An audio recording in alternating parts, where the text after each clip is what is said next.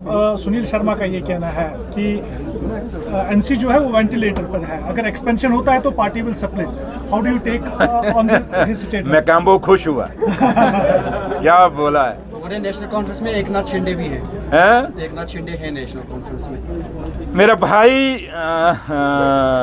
सुनील शर्मा साहब एक गांव से उठ के आया है, मैं भी एक गांव से उठ के आया हूँ। हमारी खुशनसीबी है और उस मालिक की मेहर है कि आज वो LOP है और मैं जम्मू कश्मीर का डिप्टी चीफ मिनिस्टर हूँ। और हमें शुक्र रहना चाहिए उस मालिक का, मेरे रब का, कि हमें रब ने बड़ा मौका दिया और दोनों ऐसी जगहों पे पहुँचे हैं। सुनील शर्मा साहब, हम दोनों का मुकद्दर था कि हम गाँव में पैदा हुए, पहाड़ों में पैदा हुए, एक गरीब परिवारों में पैदा हुए और मेरे मालिक ने हमें यहाँ तक पहुँचाया। अब कुछ उमर साहब की खुशनसीबी है कि वो अब्दुल्ला ख़ानदान में पैदा हुए हैं और जब वो अब्दुल्ला ख़ानदान में पैदा हुए हैं, जो लैंग्वेज वो इस्तेमाल कर रहे हैं वो मेरे जम्मू कश्मीर की लैंग्वेज नहीं है। जो चीज़ें, जो वर्डिंग वो यूज़ कर रहे हैं उमर साहब के लिए और जिस तरीके और जिस अंदाज से वो बोल रहे हैं सुनील शर्मा साहब, मुझे लगता है कि मेरे बुज़ुर्गों ने कभी विरासत में ये ऐसी लैंग्वेज हमें नहीं दी है। रही बात कि नेशनल कॉन्फ्रेंस वेंटिलेटर पे है, सुनील शर्मा साहब असम का बड़ा लंबा सफ़र करके आए हैं, थके हैं, हारे हुए हैं। थके मतलब इलेक्शन तो जीत के हैं, वैसे थके हारे एक वर्ड होता है। थके हारे हुए हैं, नींद पूरी नहीं हुई, जागते रहे हैं। उस जगराते में उनको याद नहीं अभी कि जम्मू कश्मीर के हालात कैसे हैं। मेरे भाई, अगर जम्मू कश्मीर आज वेंटिलेटर पे है, उमर अब्दुल्ला सरकार की वेंटिलेटर में है, तो ठीक है। क्या आपका मकसद सिर्फ सरकार तक है?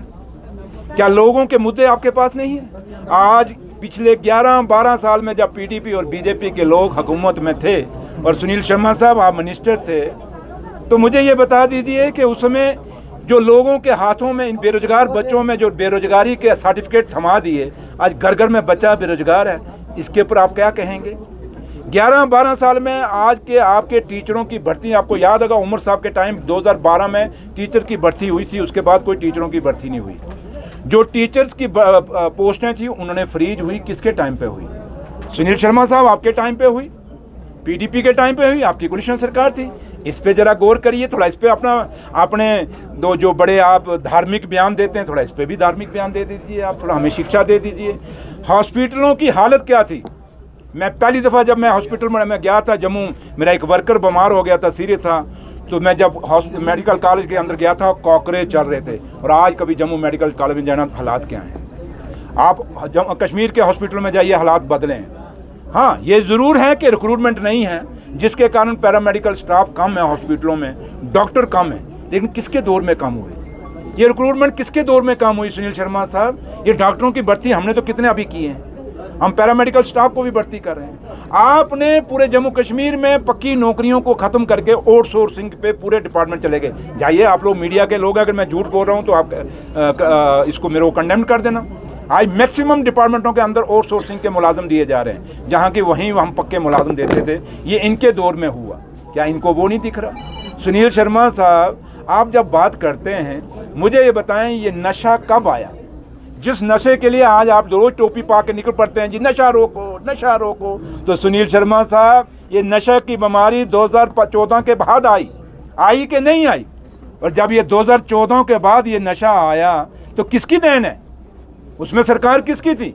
PDP और BJP की। क्योंकि मैं आज बयान नहीं देना चाहता था, क्योंकि मैं स्कूल इस पॉलिटेक्निक कॉलेज में बच्चों में आया था, लेकिन अब आपने बात छेड़ दी, तो जब हम छिड़ गए तो जवाब पूरा ही दे के जाएंगे, तो छेड़ लेते हैं, हम पूरा टॉपिक ही छेड़ लेते हैं। तो इसलिए हम वो हैं जो बात सच्चाई पे करते हैं। ये नशे की देन सुनील शर्मा साहब, सरकार को वेंटिलेटर पे छोड़ो, मेरा घर का एक एक बच्चा, मेरी बच्ची जम्मू कश्मीर की नशे के कारण वेंटिलेटर पे जा रही है। मेरे भाइयों, मेरे बहनों के एक एक घर में औलाद है, आज वो मर गई है जो इस नशे के कारण। क्या जवाब आपके पास है?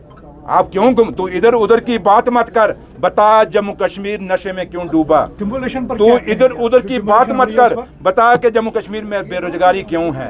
ये उसके BJP और PDP के दौर पे है। इसलिए बात करने पे जाएंगे तो बड़ी दूर तक बात जाएगी। मैं इतना जरूर कहूँगा सुनील शर्मा साहब, आप उमर साहब को, ये उमर साहब की अपनी किस्मत है कि वो अब्दुल्ला ख़ानदान में पैदा हुए, वो शहजादा नहीं, वो एक आम आदमी है। और मेरी और आपकी किस्मत है कि हम गरीब घर में पैदा हुए, लेकिन शुक्र करो उस मालिक का कि हमें ये रुतबा मिला। कल सुनील शर्मा साहब आपके बच्चे सियासत में आएंगे, मेरे बच्चे 2 बेटे हैं वो सियासत में आएंगे, क्या कल उसको भी आप शहजादा बोलोगे? अपने बच्चों को भी शहजादा बोलोगे जब वो राजनीति में आपकी उस कॉन्स्टिट्यूंसी से इलेक्शन करेंगे? तो इसलिए कहते हैं जब उमर अब्दुल्ला की तरफ आप एक उंगल कर रहे हो, 3 उंगलें आपकी तरफ आ रही हैं, और एक वादा करके आप बोलो कि आप अपने बच्चों को सियासत में नहीं लाएंगे सुनील शर्मा साहब, लेकिन अगर आप लाएंगे तो ये वीडियो तब तक रहेंगी जब तक आपके बच्चे जब सियासत में। मेरी उन बच्चों के लिए हमेशा आशीर्वाद, मैं दुआ करूंगा उन बच्चों की लंबी उम्र हो, और मैं दुआ करूंगा बच्चे भी बुलंदियों में पहुंचे सुनील शर्मा साहब के। लेकिन ये मकसद, ये बात नहीं है, बात मुद्दों पर करिए सर। जिस तरह बात से करो यार।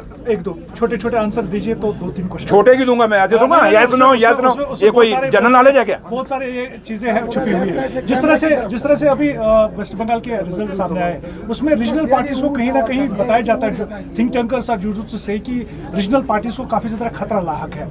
तो क्या आपको भी लगता है कि नेशनल कॉन्फ्रेंस, मुझे बताएं हिंदुस्तान में थिंक टैंकर है क्या? टॉर्च लेकर लूटो आपको थिंक टैंकर मिलेंगे नहीं के? कहाँ है वो? अगर थिंक टैंकर हैं तो बताएं जो बंगाल में जो हुआ ठीक हुआ, के साथ क्या हुआ, शिवसेना के साथ क्या हुआ, मैं इस बात में क्या हुआ? अगर सुनिए मेरी बात, अगर मुझे एक चीज बताएं कि एक अकेली नारी, एक अकेली लेडी, वहां कितने मुख्यमंत्री कैंपेन कर रहे थे, कितने एमपी कैंपेन कर रहे थे, कितने आपके लीडर कैंपेन कर रहे थे, बाकी स्टेटों से कितने लोग वहां पे गए जाके कैंपेन कर रहे थे, कितना आपने पूरी एडमिनिस्ट्रेशन लगा दी, पूरी पुलिस फोर्स, क्या नहीं लगा दिया? उसके बाद एक औरत को अगर हरा लिया तो कौन सी बहादुरी कर ली जनाब? अब बात रही थिंक टैंकों, भगवान बचाए हिंदुस्तान के थिंक टैंकों से। इन थिंक टैंकों को बोलो कि जम्मू कश्मीर को स्टेट का दर्जा कब दिलाओगे? जम्मू कश्मीर का स्पेशल स्टेटस जो आपने तोड़वाया है थिंक टैंकरों, ये कब वापस दिलाओगे? छोड़ो इन थिंक टैंकरों, तो बैंक टैंकरों बड़े देखे हमने, छोड़ो। सर आपने डिनर करवाया था, उसमें अपोजिशन के भी कुछ लीडर्स थे, एवं कांग्रेस के भी थे। क्या आपको लगता है कि अब जो बंगाल रिजल्ट्स के बाद है, एक मुत्तहिद होने की जरूरत है, यूनिटी नहीं? देखिए आप एक चीज माने, क्या जम्मू कश्मीर का भाईचारा हमारा मशहूर नहीं है? हमारा मेहमान नवाजी मशहूर नहीं है? और हमें विरासत है ये। आप अपने घरों में क्यों 10 लोगों का कहीं बुला लेते हो कि चलो बैठे 2 मिनट से बहाने गपशप लगा लें? वो एक गपशप थी क्योंकि दरबार हुआ है। और उमर अब्दुल्ला साहब का शुक्रिया अदा करें, खासकर जम्मू के लोग, कि उनका बिखरा टूटा हुआ बिजनेस दरबार मूव जाने से दोबारा खड़ा हो गया। ये आपने भी देखा, उन्होंने शुक्रिया भी किया। चैम्बर्स वहाँ की सड़कों पे उतरी जब दरबार वहाँ खुला था। तो ये उमर साहब का शुक्रिया कि उन्होंने दोबारा से दरबार मूव, जो हमारा भाईचारे की मिसाल है, वो शुरू किया। और आज जम्मू से जब वापस दरबार आया, जस्ट एक कर्सी कि हम लोग वापस आए हैं, एक बैठने का, खाने के बहाने, और तो कोई बैठ नहीं सकोगे, हमने खाने के बहाने लोगों को बुलाया और बैठे गपशप लगाई। बाकी जो लोग आए वो हमारे अलाइंस पार्टनर हैं, उनके साथ हमारा अलाइंस है। अच्छा, अब क्या बस होगी बात खत्म यार? पीडीपी का कहना है कि जमीनी सतह पर ये गवर्नमेंट फेल हो गई है, काम पूरे नहीं कर पा रहे, इसलिए नेशनल कॉन्फ्रेंस जिंदाबाद, जिंदाबाद है और जिंदाबाद रहेगी। Thank you.